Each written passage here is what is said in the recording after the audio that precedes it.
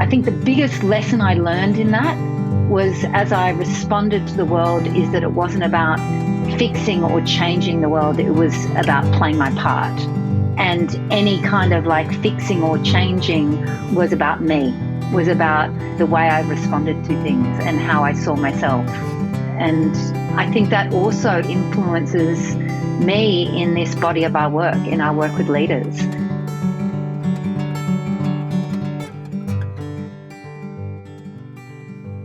Welcome to the Beyond Listening podcast with We Are Open Circle, Miriam, and myself, Adam. Hi, Miriam. Hi, you've got a special guest on today, me. Us. We've got both Us, of us on here. both of us.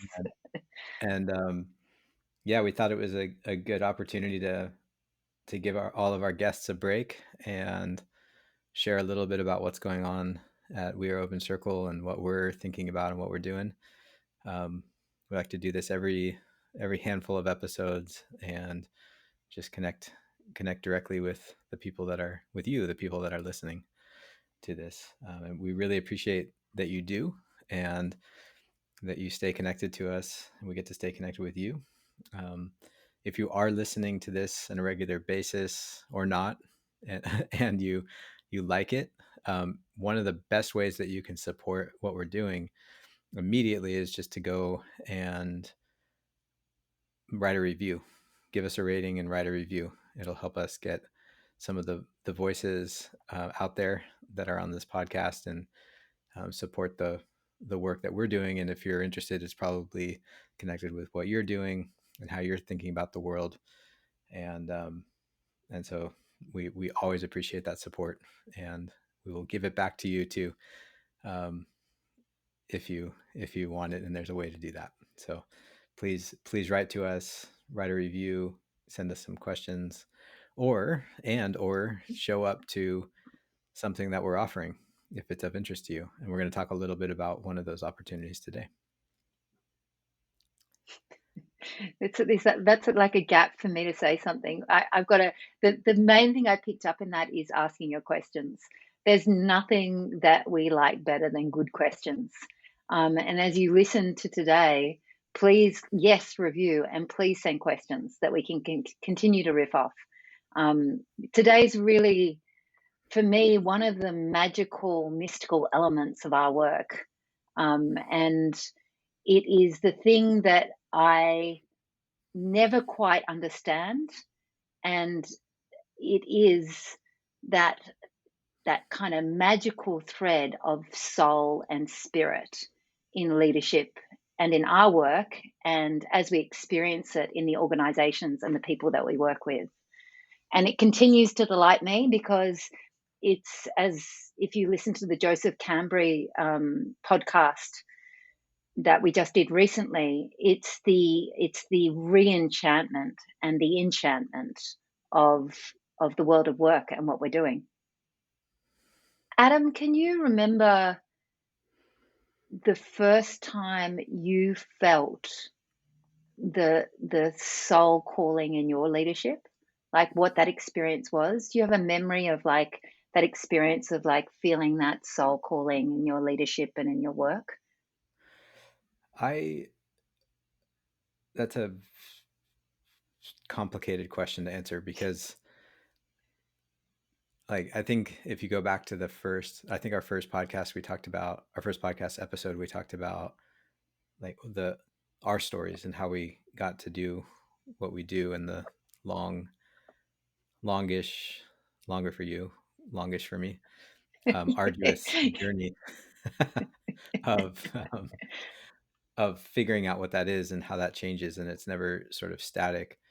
And having said that, I remember times early in my life where I thought that I would find like the thing that I was doing, like, as a kid, I'm going to be a police officer, a superhero, or a rock star, and then everything is going to make sense: identity, belonging, financial resources at different stages of life, partnerships and things like that would come through work. And not if you're a rock star, I guess that's not really a partnership with love, romantic relationship in the same way. I'm thinking Axl Rose was my hero. So, but you know what I mean? Like, everything would be sorted out by that identity.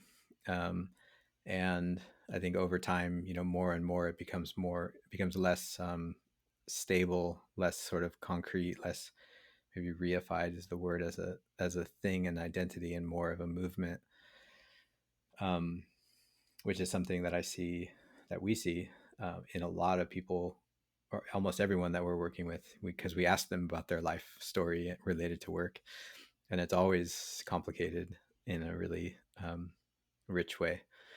So yeah, I remember being a kid, and this is a reiteration of that first podcast, but seeing my mother as an educator working with special education. So thinking deeply in that role about how young people learn, and how sort of belonging and understanding and speaking to the listening is such an important part of that. Um, and on the my father's side of things, we're running a small family business, and so seeing business as a family endeavor, um, not a process of um, so much of, yeah, it didn't feel like a lonely venture for my dad.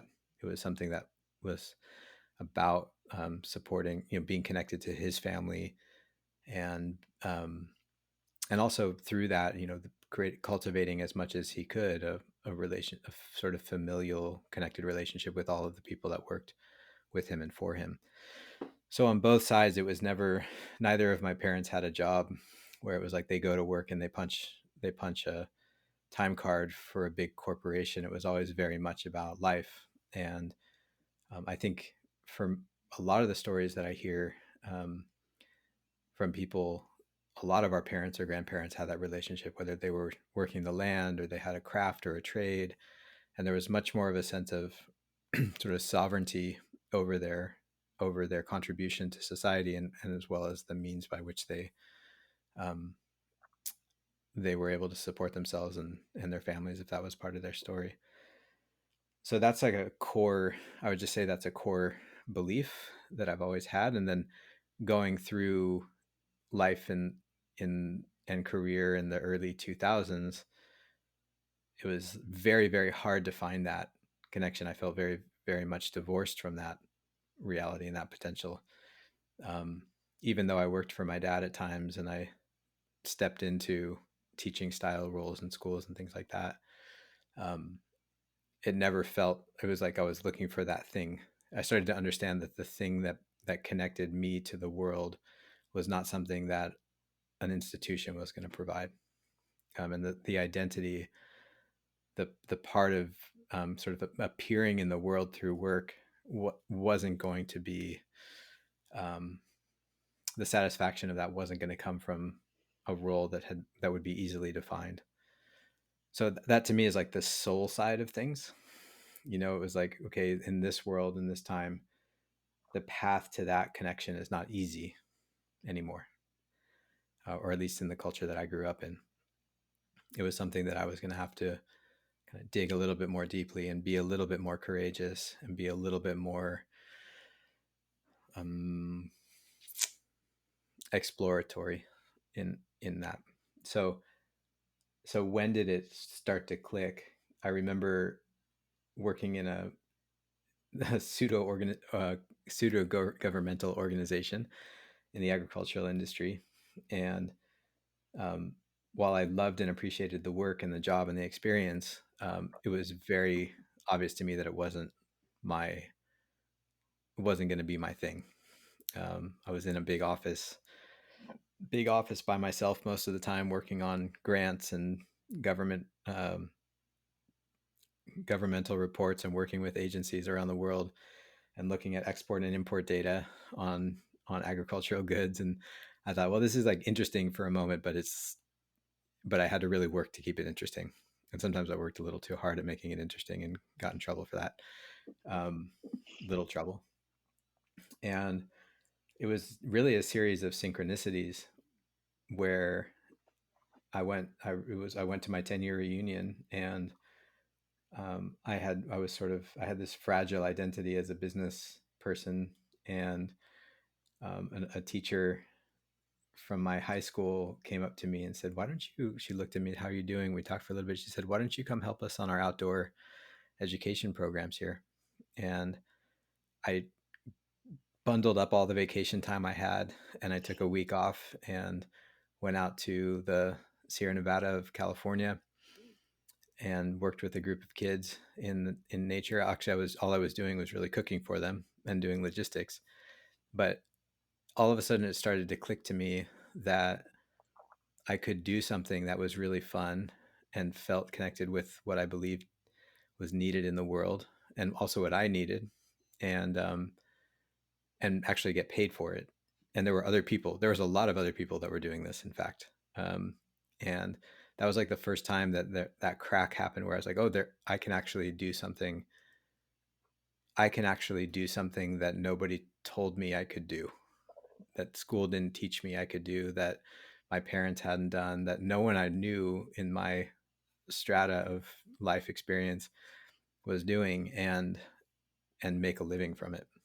And then that just, it's, I didn't stay doing logistics for youth wilderness programs, but that little tiny crack of possibility really started. I went back and I quit my job. I think a month later I quit that job, and everything, in spite of my fear and in spite of myself, clicked into place, and a number of other things happened since then. But that was the moment. An assumption, I guess, that I made, that an assumption that was, that someone else was going to create a job or a role for me in the world, um, was tested and proved to be false at that moment. So, how about you, Miriam? Yeah, I've kind of been contemplating my journey with leadership. I remember I was in high school. Um, I was like, I think I was getting in trouble for something, and the teacher or headmistress said, "Well, you know, you were a leader, so you have influence over other people." And I was astounded. I was like, "What do you mean I'm a leader?" I was like, I'm not a leader. And and it was that first reaction of denial, like of someone placing that on me, and kind of contemplating that as an idea. And then in college again, I remember, again that same thing where I was put into a leadership position and I walked out. I was like, I said, it was in my second year of college. And I was learning to be a director of theater and film, and I was like, I'm only 20. I don't have enough experience. I need more life experience before I can do this. And then, I distinctly remember, so there's kind of this denial, and then this kind of, well, I need to not just have knowledge, I need to have experience to be able to step into this. And then there was this, when I first started the company that I started, I it was like, it was it was like, screw you, I can do this. No one thinks I can do this. I'm going to do it. I'm going to create a company that's based on values and an exploration of values, and I'm going to practice what I preach, and I'm going to, start a company that practices what it's preached, and I'm going to stick to that at the center. And I was like determined to show people that it was possible, because everyone's like, it's not possible. Everyone was really cynical. So like I kind of went for it. And then through that journey, I I really, I kind of proved that to myself that you could have a values orientated company that was profitable, and successful. And I kind of also, I had this feeling. I've actually never really talked about this, but I had this feeling when I was in the company, like it was a rehearsal for something. I had this feeling like I'm doing this, but the actual work that I am doing is not, it's not completely my work. And so when I sold that company and came to the States, um, there was this period of, a lot of investigation, and it, to be honest, it brought me to my knees. It literally brought me to my knees. There was this moment, in where I was on my knees, and it was partially in that time I'd kind of shut myself off from the wider world, like what was going on. On an emotional level, I just shut myself off. I'd stopped reading newspapers. I was just finding it too distressing. And during that period, I just started to open myself up again. And I was like, well, I I can't do anything about this, but I feel the responsibility of it. I can't not do anything about this.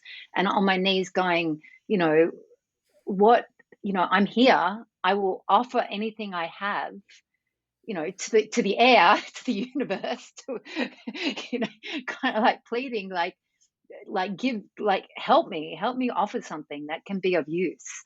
And that really started what I would define as um, a kind of surrender to a path that was not just of my own making.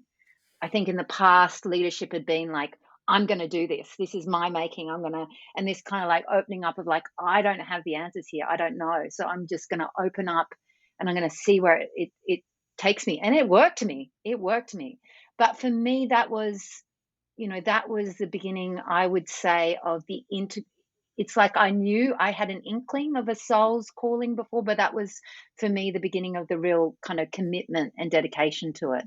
And it has for me a particular flavor of, yes, of surrender, yes, of using my will, but also of this sort of listening that is beyond my understanding, and also a letting go of shaping my life towards a certain end, towards, yeah, like my goal is that I'm going to own a house, and that if I own a house, I'll be successful. And in a way, that's similar, I think, to your journey, Adam, and this kind of, not that I didn't have goals, I still had goals, but they weren't the sort of goals where I would kind of, I think the biggest lesson I learned in that was, as I responded to the world, is that it wasn't about fixing or changing the world. It was about playing my part.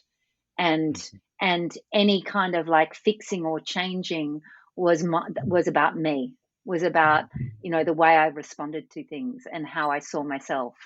And um and and I think that also influences me in this body of our work, in our work with leaders, and particularly in this commitment to doing these crazy adventures that we do, which is an invitation into that kind of listening, that kind of taking ourselves and others outside of the the the the the boundaries we've set in ourselves, in our lives and in our work, to really see what's beyond them and to hear what's beyond them, not from what someone else is telling us, but from what's really like within ourselves, that's really calling out to be heard.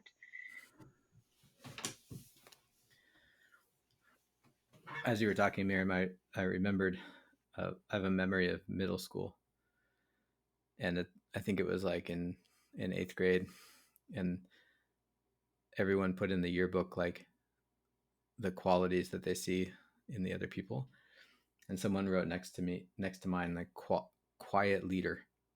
And I still to this day think that they accidentally wrote that under my name, and it should have gone under somebody else's name. I still to this day, I still don't believe that could have been true at that time. Um, but maybe not anymore. But um, that's just a funny memory that came up.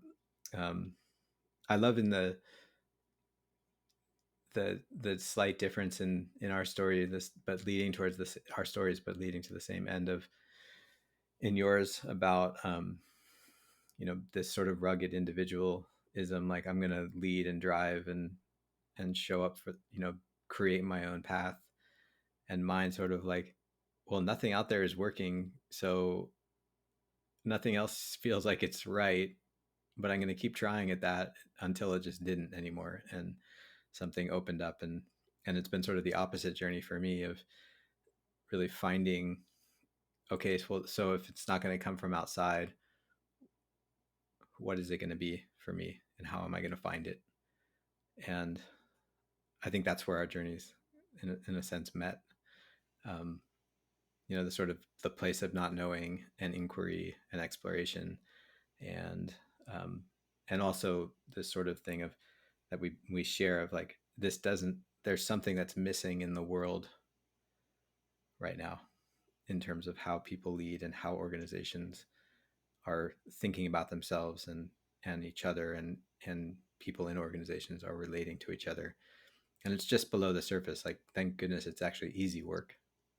Like, it's not that hard to help each of us remember that we are human and that we live on a living, breathing planet, and that we also exist among other human beings, and that machines are very, very fragile and humans are not machines, and that therefore we are adaptable and resilient, or to borrow from our friend Raven, durable, far beyond the sort of mechanized version of ourselves that we can imagine ourselves or others to be.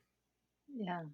Yeah. And most people I want to buy that reality that we're not machines. Like, it's not hard to convince people of that. It's just hard to remember that we've treated our organizations and each other as if we are machines. Like, our models yeah. come from that way of thinking about the world as sort of divorced from life, from the human world is being divorced from the rest of life.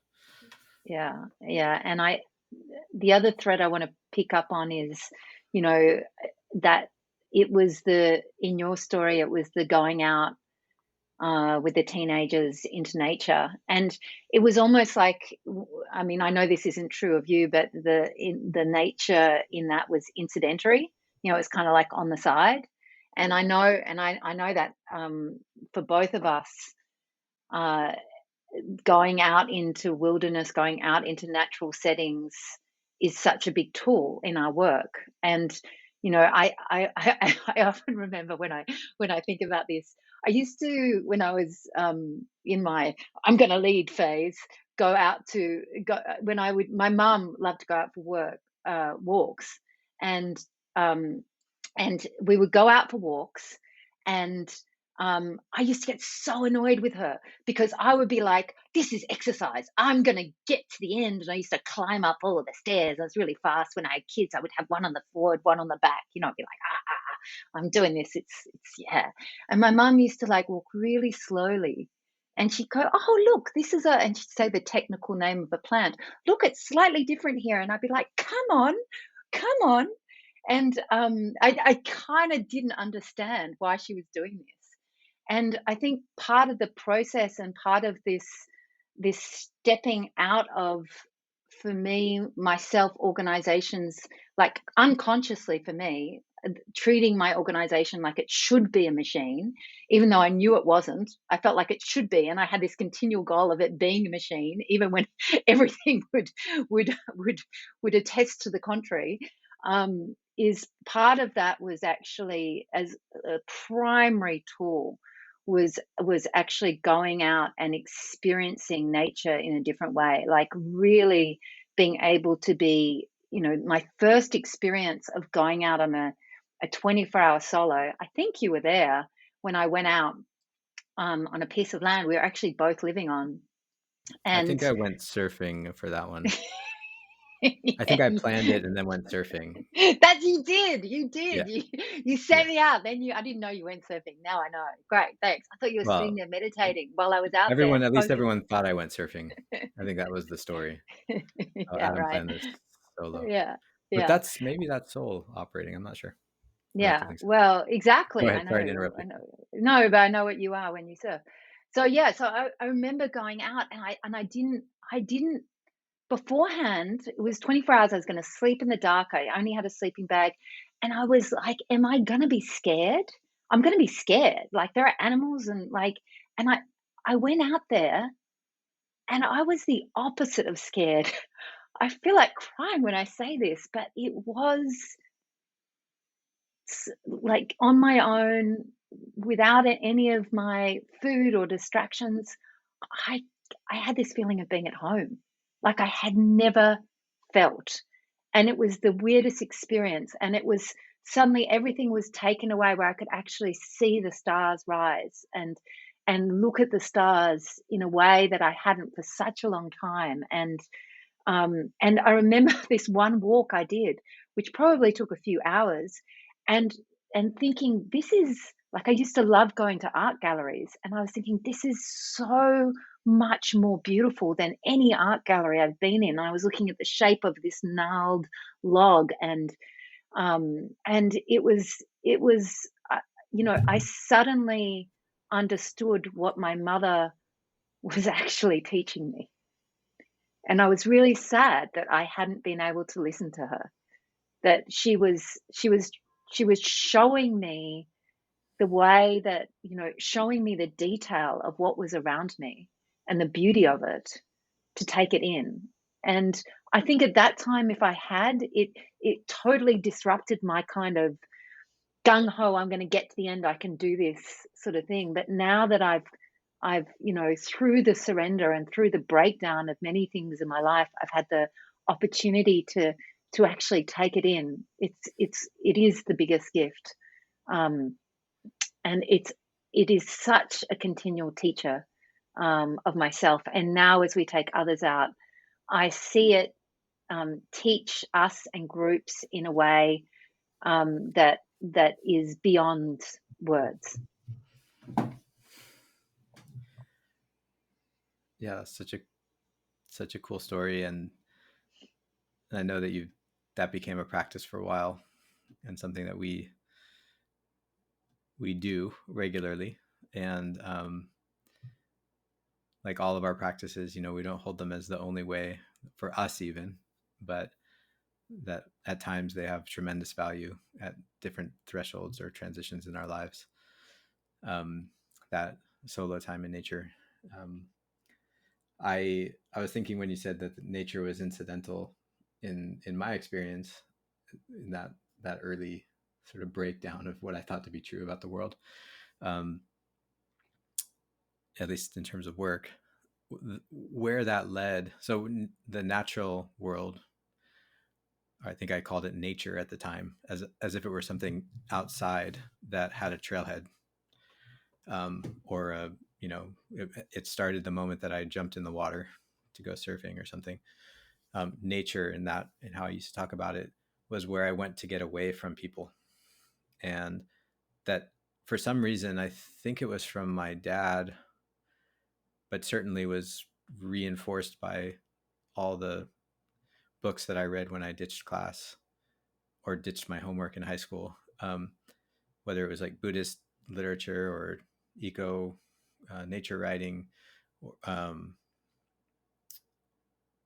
or I think I'm thinking specifically like Gary Snyder and the beatniks, and it was like there was some truth out there which was bigger than human truth, and I definitely think that that's true. Except if it's bigger than human truth, it includes human truth also. That was what I realized, not through not through being on other people's programs, or like having to read that in a book. Well, I guess it was on other people's programs, but I was apprenticing as a wilderness guide. And I remember this very, very vivid feeling one day of walking with a group of people that I barely knew.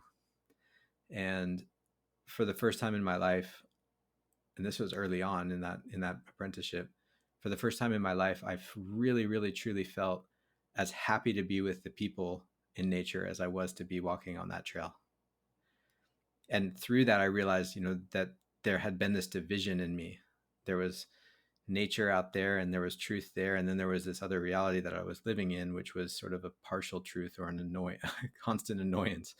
And that for some reason, that setting and the leadership role that I was in, and the apprenticeship that I was in, which was bigger than just learning how to walk people down a trail, um, showed me that no, that humans are a part of nature, and when humans come together and appreciate and can share that awe and share the sweat and share the toil sometimes, and share a meal and jump in a river together, or whatever people decide to do in those environments, and people decide make a lot of different choices, and that's all part of it too. That there was this sort of, all of a sudden my heart opened to the possibility that there wasn't a separation between nature and human, and also that, and I had probably done what I think the majority of the world, at least Western developed world, so-called Western developed world, do, is sort of like nature is this either thing that we conquer, or a thing that we consume or a thing that we avoid at any cost, consciously or unconsciously. And then, really we are part of nature. I listened to this podcast recently where a guy said, um, every time I come home, I remember that nature just walked in the door. I freaking love that. Like, I am nature and I just walked in the door, and that was really a feeling like we just walked in the door. Or whenever we work with a group too, I think we are authentically, when we're at our best anyways, we are authentically thinking about and feeling about the group as if they are an expression of wild nature, to be appreciated, to be nurtured, to be stewarded, when it's our time to do it and when we have the skills and the tools to do it.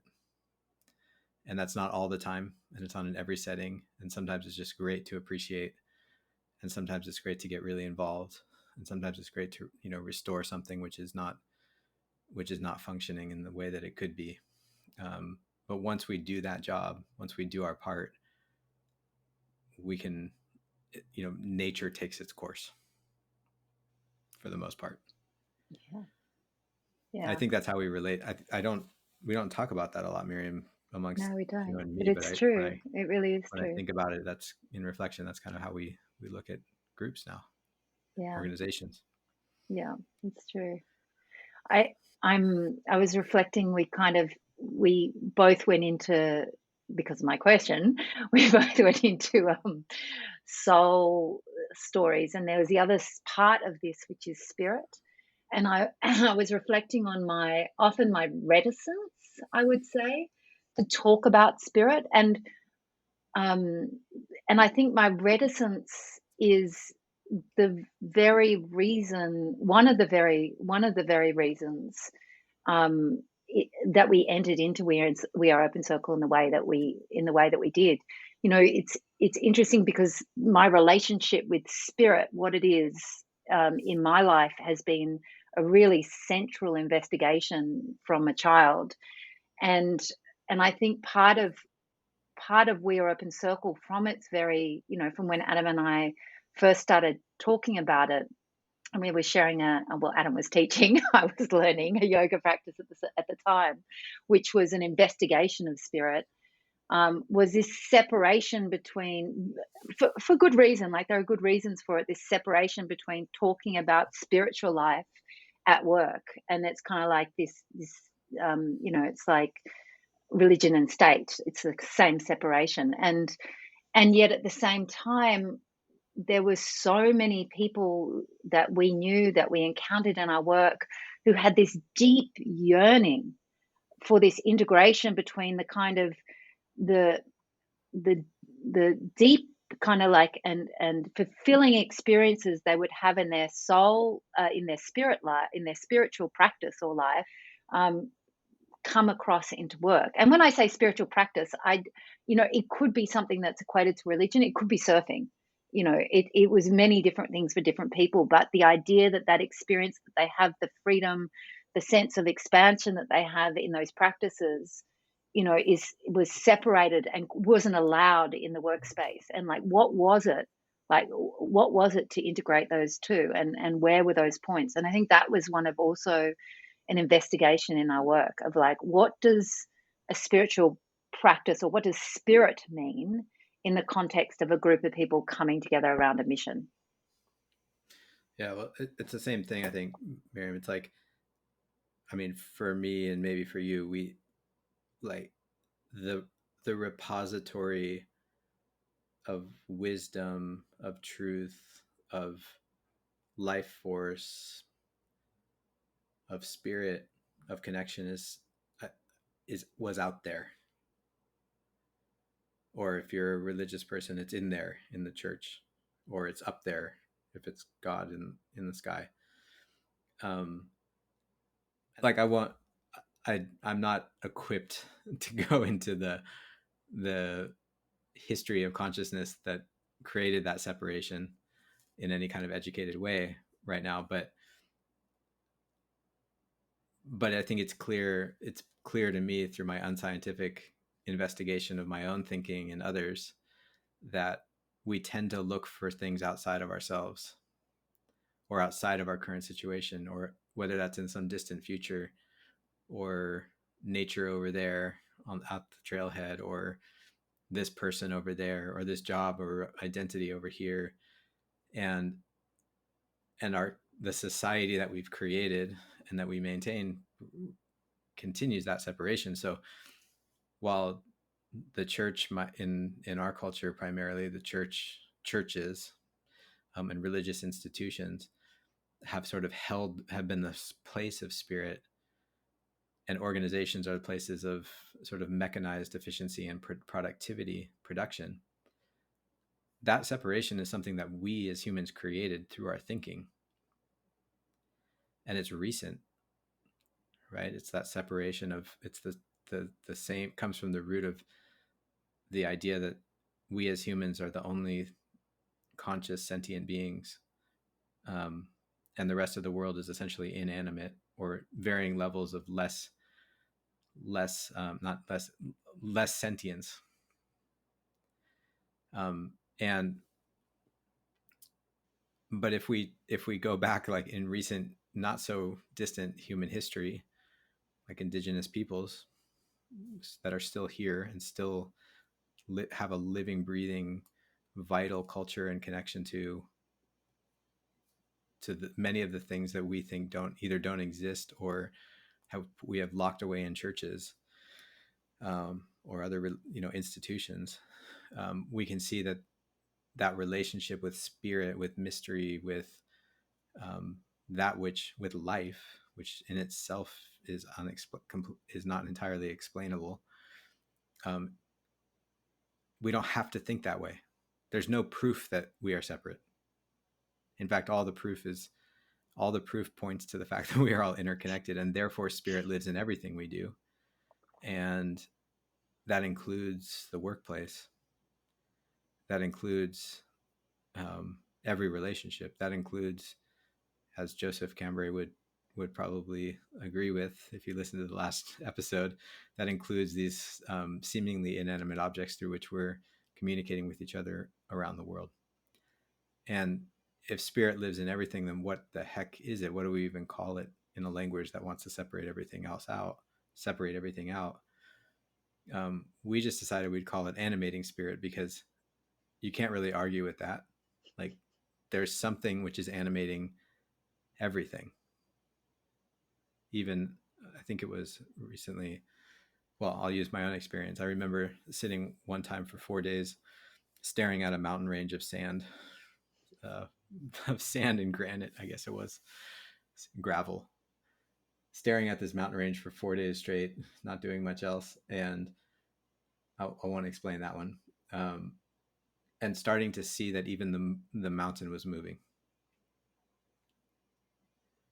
and starting to see that there was, like, almost outside of time, that this mountain was created and was falling and was disintegrating. It was moving. And I don't think that that's an unusual experience if we take the time to just watch. I mean, I could look out the window right now and everything's moving. So who's to say that it's not alive? By that I mean the trees, not the patio. That would be a different podcast. So, animating spirit, when we talk about it in organizations, and when we work with it in the program, which is that we're in the stage 4, or the psyche and spirit, soul and spirit and leadership, animating spirit is the thing that, like, gave you the idea in the beginning. It's the thing that, like, Miriam and I were in a transition point together from a shared leadership role, and there was this sense of, okay, what now? And for me, it was a sense of almost despair, because I'd given almost my whole life, certainly a fair amount of my identity for 7 years, to a certain work in a certain community, certain organization, and roles within that. And it was like, who am I now? What now? And it's not that it wasn't like I was looking for an answer to that question. It was more like that question of asked in despair. And then the idea came, hey, there's there's a general tendency that I've noticed in organizations, and there's a general pattern of development towards holism, or towards an ecological, like towards an adaptive human system, that gets interrupted. And okay, so I'm not going to go, that's not the point of this podcast, and go into that, but I can claim that idea, or Miriam and I can claim that idea and say we came up with it. Certainly we could we've trademarked the name, I think. We could patent it or something. um, we can do the things, and we can do those things and not identify as the ones that created it, but we can also identify as the ones who created it, and then have a certain kind of ownership and attachment to it. We can also assume a position in which we are humans that were given an idea, just like we were given life. And there's a deep inherent mystery to the fact that any idea has arisen at all. And for us as humans to claim that idea as our own, sort of created from this neuron pathways in our mind, is inherently false.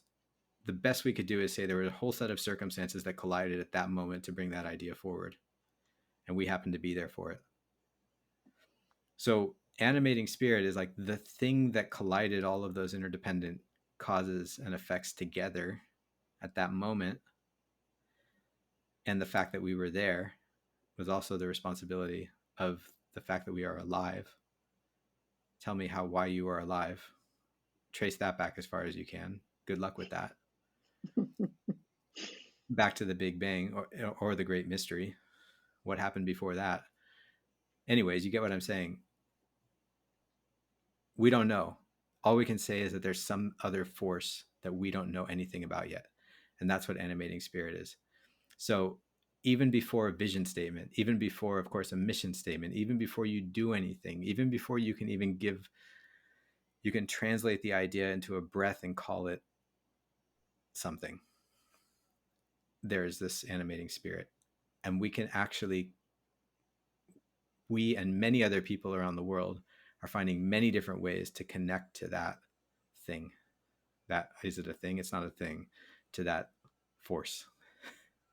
Force is a good word. I like the word force.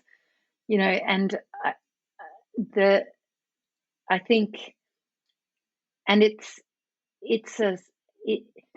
I was watching your face as you were talking about it, and just thinking how clearly it's a different, knowing I think part of the reason why it's hard to put words around it, or the words kind of change, is that it's a somatic experience. The animating spirit, we can experience it in groups. Like, as we work with the animating spirit, it's a sense of like being in a force, or being in a certain mode. And I think people can feel it before they can think it, is what I heard you saying, Adam. And so the idea that feeling that somatic experience of when you're in that mode is incredibly powerful in an organization that brings life to the organization.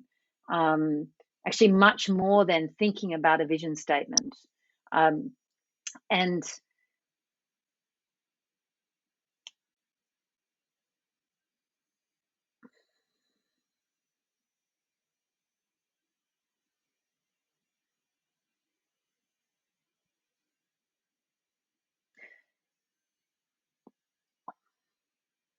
I talked before about my experience of that first company I formed and led to success. And it was a particular experience. It was very, very stressful at the end as it grew successful. Actually, it's the more successful it grew, the more stressful it was. I thought it would be the opposite. I thought it would be freeing. And I think one of the things that was really clear to me in We Are Open Circle, which began with Adam and I committing to a journey of, as he said, of walking in the unknown, of exploration, of learning, and did involve ideas that, yes, we did trademark, or yes, programs that we did form, or business structures, but primarily over the last, whatever it's been now, 6 or 7 years, it's been a feeling of being led, rather than leading. A feeling of following a spirit, following something which had ramifications, had connections, had interconnections far beyond what I could have planned and far beyond what I could have created myself. And I see, and I think we see this again and again in the work that we do that focuses on animating spirit, in our journey at We Are Circle. It kind of like, often if we're off track, it'll knock us on our head to bring us back into line. Um, and I think particularly, one of the inspirations for this is this November, yes, November, we're going out to the wildlands in Oahe to run another of the Soul and Spirit in Leadership. And I think on every single one of these, I don't even want to call it a program, of these events that we run, there are these crazy synchronicities, like crazy, that happen, and that have been repeated. I feel like it's almost like, something knocking me on the head, going, yes, it's real. Yes, you can't see it, but it's real. It's here. It's activating. It's actually more activating things than what you can see. And I think I can think about that or read that in a book intellectually in, the wisdom traditions, but this experience of going out with the purpose of stepping into the unknown with a group of people and really exploring myself and the group, has taught me that again and again and again.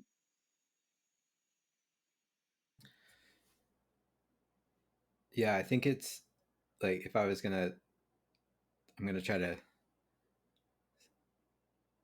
weave a thread through everything that we've talked about up to this point, and what this looks like when we're doing the work that I think we love the most. But I love everything that we do, and I I do. kind of It's always say that almost every day or every other day. Yeah, I love I know. this the We're most. so lucky. We really are. Um, But it is the work that's, I would say, one of the most nourishing because of what I was talking about. It's like yeah, it's one of the most obvious places where we're guiding, but something else is leading. you know. yeah. I think without, at risk of kind of um, reinforcing a separation mentality. I think when, like, I look around my office here, and there's a whole bunch of things which I have placed, and so they are, in a sense, like a projection of apparently my very messy mind, very very disorganized mind, from what I see, if I was going to interpret it. Um, and there are walls which somebody decided were the best, that was the best way to construct a home from this material. So again, it was a collective or individual human construction and creation. And when we're in wild nature, and this trip will be the last, I mean, we'll be doing more, we have a couple backpacking trips planned next year. We'll be doing more, um, animating spirit willing, on public lands, for those that want to do more camping, and have even more of a wilderness experience. But we choose places that make it also easy for people that don't necessarily, that have some concern about bugs and bears, and cold nights and things like that, to still feel like they can be close to what we're talking about here. And we want to keep making that accessible. Um, but there's, so we're in a place where no human, this is not a projection of the human mind. Hawaii has been called the Grand Canyon of Oregon, which I think is maybe in Oregon context is not an exaggeration, but I'm pretty sure it's quite a bit smaller than the Grand Canyon. But it is spectacular, and the way that the light comes through that canyon, and the Oahe River, flowing through it, which, if you're a fly fisher person like me, you'll be excited that it's full of hungry hungry trout, um, and the sagebrush and the wildflowers and the animal life and the air. And just the fact that you come from Boise, or you come from um, Western Oregon, like, or Central Oregon, like Bend might be the closest from there, and you drive through flat agricultural land, and then all of a sudden you turn off and descend into this vast, it's quite large wilderness area. Um, and so we rent a little ranch on the river there in the canyon, and none of it, because it's not a human construction. Um, there's a way that we can look at it as inherently meaningful. In other words, full of meaning, even if that meaning, even if at best or at worst, I'm not sure, at most or at least, it's it's beautiful. And there's something that I think happens to the human mind when we stop judging something that's been a projection of our own minds, collective minds, cultural minds, and just start absorbing it and receiving it. That might be one experience of beauty. And so when we do these things, we do our work in places like this, I think that it might be a tiny bit of the framing that we do, a little bit of the safety that we provide. Some of it's education, some of it's just being good stewards of a group of people in a wild place. Helps us all kind of start to look at ourselves and the world as if it is full of meaning, as if it is enchanting and enchanted. And that receptivity gives us so much more information than we receive in a world that we think that we have control of, that we do have some control over, and that we have a lot of responsibility for maintaining that control and defining what is meaningful and what is not meaning, defining what belongs and what doesn't belong. In that setting, if a bear walks through camp, it belongs for sure. If what happens to me or Miriam or a participant is that we have a great revelation about the course of our lives, it belongs. If we really want to go and leave because we're uncomfortable physically, or it's too cold, or we realize that we don't want to be with a group, that feeling belongs too. If there's a conflict or a disruption in the group, it belongs. And if everything belongs, then it means that it's our job to be there for it and to understand understand its belonging, or make a good story about it. That helps enrich the meaning for everybody. I don't think that this is a new way of humans seeing the world at all. I don't think it's even unique in the world right now. But there could certainly be more of it. Like, there could be a lot more of it, and we wouldn't have enough of seeing the world as beautiful, being together in that beauty, and seeing it as rich and full of meaning. And Miriam, as you said, synchronicity is, to me, is just a simple fact of human life that we so readily forget in the world that we constructed. Yeah, I think there's one thing I want to add to that. And there is something, because you can go on a vacation or a holiday with friends or family into a spot in nature and have that nourishment.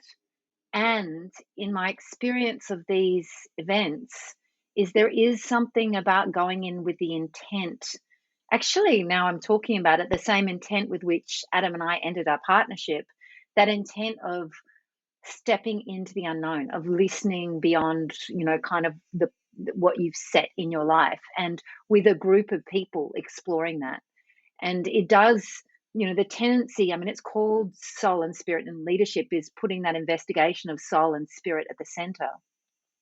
And what I've noticed is that inevitably people walk away also, and this is such an overused word now. I was just reading an article about this week, of community.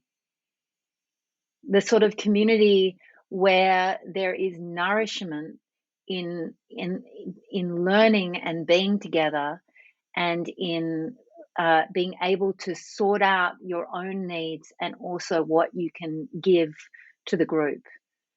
And the sort of relationships and sense of um, you know community bonds that are formed on these trips always kind of astounds me. There's a deep sense of knowing each other even after 5 or 10 days that I haven't seen developed quite as readily elsewhere. And that's the sort of thing, those experiences are the sort of things that we also then kind of take into our organizational work, knowing the possibility of that and knowing that it's possible in other environments, that it's possible in your work environments, in your teams. But it doesn't come with that kind of like direct hit that I was talking about, like heading up the heading up the path, trying to get to the end of belonging or cohesion. It comes through actually that I think you described it so well, Adam. It comes through that kind of opening up into, you know, the environment that you're in. In this case, really helped, and that's why I called it a tool. But the natural environment, it just kind of gift, it just gives it to you. But being able to take that and then find it also in any environment that you're in the constructed room that Adam described, you know, being able to, also look around and see both the constructed and the unconstructed kind of interrelating, and to be able to derive stories and meanings from that.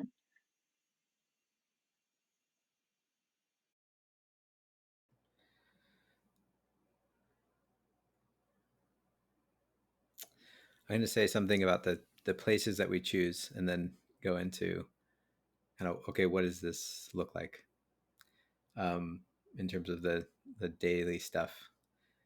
Pull back the curtain a little bit.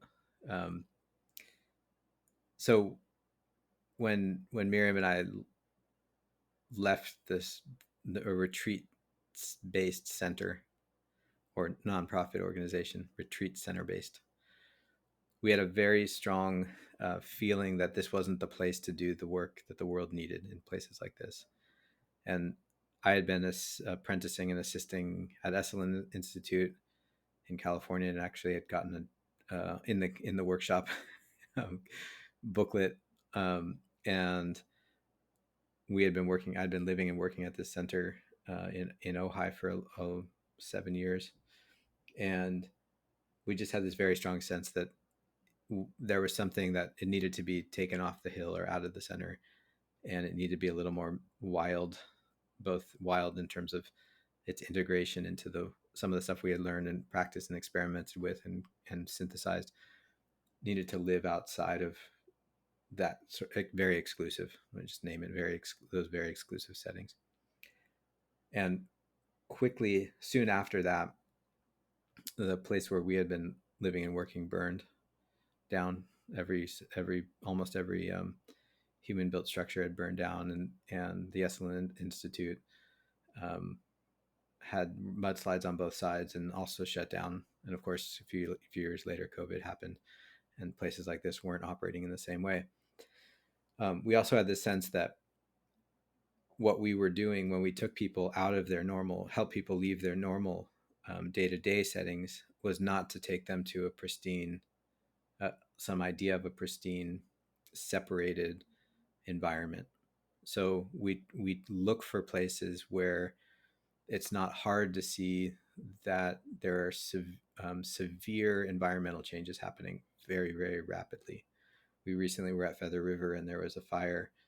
Uh, I'm forgetting the name of the fire now, but the major fire that burned through the Los Sierras of California was about, from my drive anyways, from Oregon, it was 2 hours through um, some of the worst burn area I've ever seen. And I grew up in California, so I've seen a lot of forest fire, um, and whole towns that had been burned down to the ground.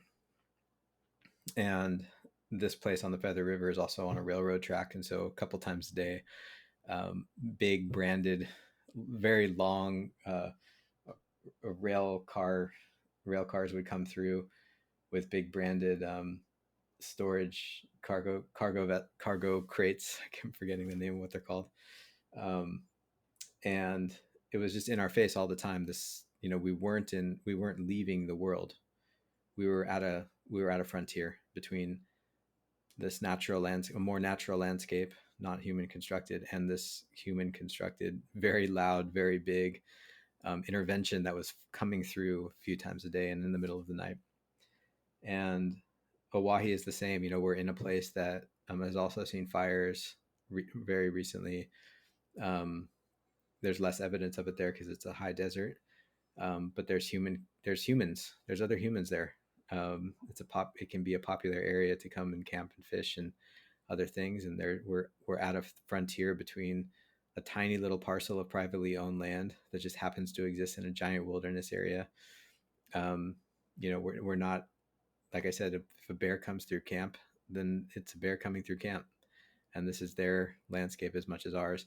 So all of those things, um, you know, are part of how we frame it. That this everything belongs here, and the world that we live in, the bigger world, is also part of what is here and present. It's not a separation. It's not a retreat in that way. So in a sense, like that leads me to, well, what is soul, and how do we work with soul, and how do we work with spirit in leadership or in groups in a place like this? But before I do that, Miriam, do you want to say anything? Say anything else? Okay. So when we talk about soul, soul is sort of like spirit that's been co-opted. So psyche really means soul, as far as I know. It's about soul. And psychology became a discipline that institutionalized a relationship with our inner life. Sometimes the creepy crawly centipedes of our unconscious or less conscious minds, sometimes the gifts that we haven't fully realized for some reason. There's psychological obstacles in the way. Um, it's also, connected to us with our relationship with this human body and its changes and its birth and growth and decay. Um, so soul for us comes out of the psychological and into an exploration, psychological in the terms of capital P, with a whole bunch of accolades that you can purchase through a certain amount of time in an institution getting educated. Um, and it becomes more about cultivating a relationship with the unknown of our interior landscape, with the mysterious parts of ourselves. Um, some of the language that we use, some of where that really shows up in people's lives and in groups, like shows up in the group sometimes, is around conflict and some fear or uncertainty, or the deeper questions that we're asking. Sometimes we're asking about, what the heck are we doing here? Or why am I here with all these people? And who are they? And who am I? All of those questions are our soul. Um, and we explore that through, again, some more language, through shadow exploration, coming from more of a Jungian tradition. So very concretely about the parts of ourselves that we don't see and don't want to admit are true, but we can see in others, and we project out onto them. So the great teacher or the great leader or the great wilderness guide, all of those things I projected onto people for a long time, until I realized I could be a decent one of all of those things. And it wasn't something outside of myself, but there was a tension in that. Or on the contrary, the person who shines brightly and is narcissistic and whatever, I might be projecting that out. I might be projecting the part of myself that doesn't want to shine, that doesn't want to be visible in the world, onto other people that are. Why? Because it's terrifying to do the things that our soul really wants to do at certain times of our lives. And so we have these mechanisms, psychological mechanisms, that prevent us from doing those things. And we explore that because at least we want to have a sense of what those things are and what might be holding us back. And we can get a really good taste of that in a few days in a natural place where we spend time out at night, we spend time around a campfire, we spend a little time sharing dreams, we share, just being with other people tends to, in a in a camp like setting, tends to bring out things that we don't, or that are more easily shoved down or away or justified differently when we're not out there. We take a little break for a day or two, about a day, I think, on this one. We come back and we start the work with spirit. And so the soul work is a prerequisite to the spirit work. Maybe just because of our experience, my and Miriam's experiences, that a lot of people jump right to spirit and want to sort of leave this body and this mucky inner landscape, the parts of ourselves that we don't love so much, maybe, or that we don't even think we have, and go right into some transcendent, visionary, often dissociative experience. So we start with earthiness and that which is kind of wounded, and that where that those places where the gifts are, right there with the wounds, and then we move into the visionary work, and that comes through a relationship primarily with the land. And the land for us, and land sharing that with community, is about inherent um, animation, sentience, wisdom of experience that we as humans know through our bodies, we know through our hearts, and we know through in relationship with the more than human world. There's a 24-hour solo experience that happens very close to the ranch. Um, it's pretty mild in terms of the danger level. Knock on wood. We prepare everyone for that, both logistically and materially. So we make sure everyone's coming with the right stuff. We help if there's any issues with that. We know where everybody is. We're there if there's a problem. I think last time we even made a water run because it was pretty warm, to make sure that everyone was watered. We encourage that you use it as an opportunity to fast, because it breaks up, again, another mechanism of sort of human control, which is I'm going to eat 3 meals a day, or I'm going to distract myself with food, or whatever it is, and lets us be a little bit more present to the movements that are outside of ourselves. In this case, the movement from a very early morning through a nighttime to the next very early morning. And there's a ceremonial approach to this, which just means that we mark a threshold out, and once you're out, everything is full of meaning. And once you come back, we can come back into our normal way of sort of dividing and parsing out reality. Well, we can try anyways. And then the most fun part of the whole thing for me is coming. But Miriam, you look like you're going to say something. So Well, I, I, I mean, I want to explore the most fun part for me too. I think the thing I want to just say about that component of it is, in my experience of myself and others, and it actually was encapsulated when you talked about the land and frontiers, is what we're doing is we're going to an edge in ourselves and stepping over. And I just want to emphasize something that Adam brought up earlier on, is that edge could be in different places. For some, just actually coming to something like this is an edge, and actually staying in a cabin where there are cabins with beds and all of those things is actually what's needed. And that's why we've chosen places where where that's possible. For me, the first time I did it, the edge was, it was the first time I had been without my computer, I think, in 12 years.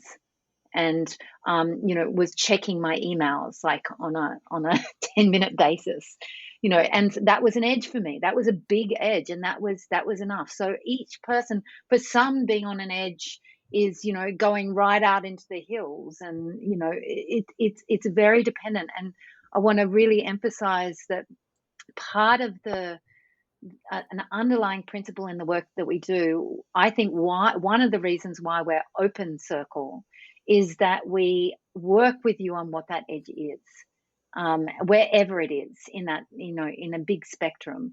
And it isn't about getting our edge or what we think the edge is. It's about getting to your edge and stepping into the unknown, because that's the experience, what it is for you. And to be in that level of unknown, to be able to experience what's beyond that. So I think that's really important, because many programs like this, they have a system and a form which is very like, you have to do this, and that's not the way that we work. We're actually although we're working with a group, we're working with a group of individuals who are on their own journeys, and as guides, we tend to listen and look for those journeys and look where for the points of transition are for that individual and work with them there. Yeah, and if you've worked with us up to this point, like you've done the stage 1, 2, 3, and 1, 2, and 3 programs, like what we hope we share by the time someone comes to a 7 or 8 days, 7 days, 8, 9 days program with us, that almost everybody or everybody will have the skills and the tools to talk about power dynamics that are arising in the group.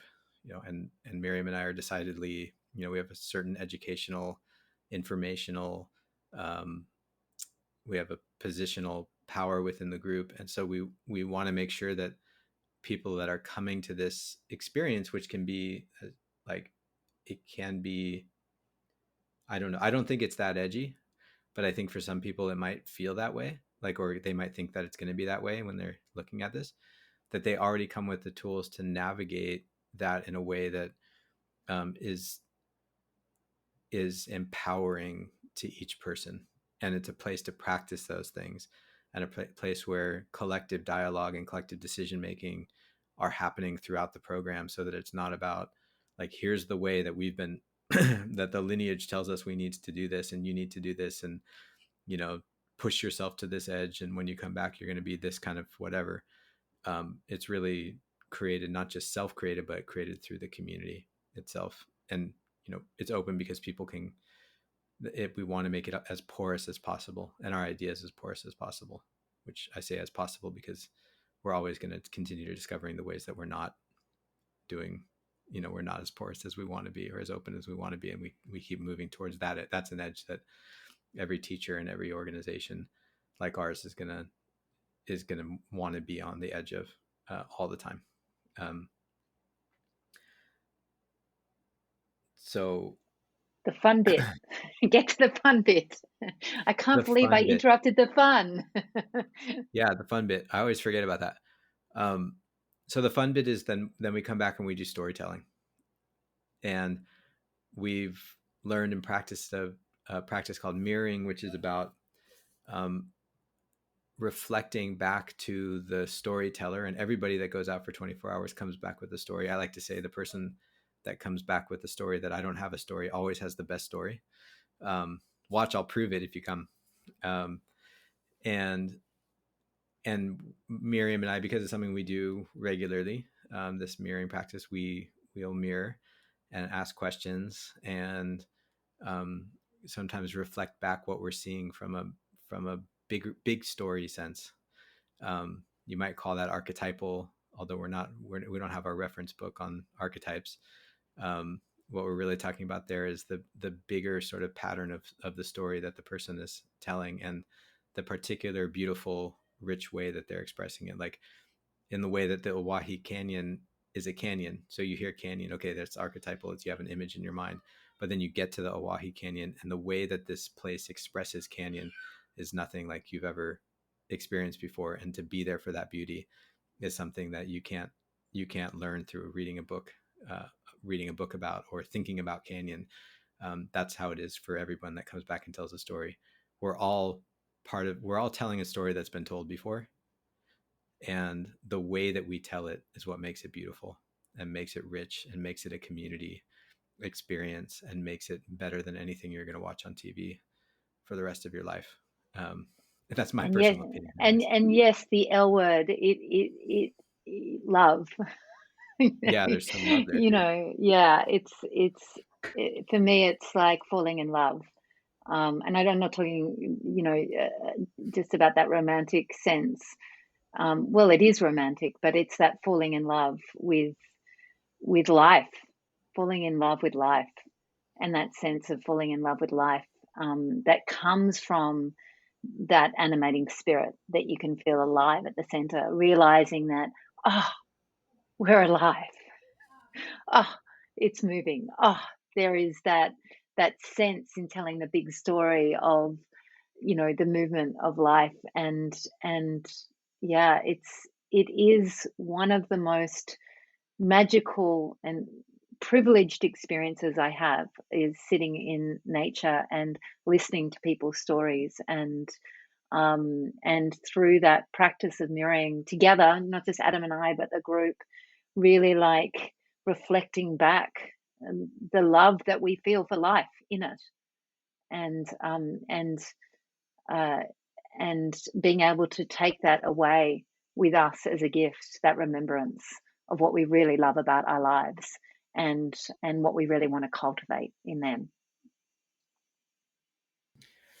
Yeah, so everybody get like, I'm thinking about people that might want to have the personal journey of this program, and that for anyone that we're training to work with us in corporate settings or nonprofit settings or community settings, we really prioritize the personal experience of all these things that we're talking about. And and there are also a number of practices that we're teaching. So it's a way to live the experience of listening circle in a way that is very malleable and um, adaptive to what we're doing out there and whatever is arising.